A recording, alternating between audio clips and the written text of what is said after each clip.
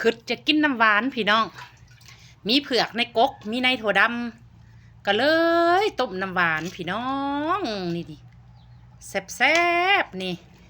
แต่นี่ยังบ่พอได้พี่น้องอันแนวใส่ค่อยฮะมาเบิ่งในถ้วยค่อยตักไปกินในถ้วยปาดหมักแตงใส่พร้อมพี่น้องแซ่บๆนี่มีเผือกมีในถั่วแล้วก็มีหมักแตงโอ้แซ่บขนาดพี่น้องแซ่บเด้ปาดใส่กระโตกกันเลยตักใส่เลยซะอันนี้ในมันว่าสิไปปลูกในมันกินแบบสดๆรสได้นี่พี่น้องกินแบบจักสิว่าจังใดกินแบบแซ่บๆกินแบบสดๆกินแบบสบายนี่โอ้มาเด้อ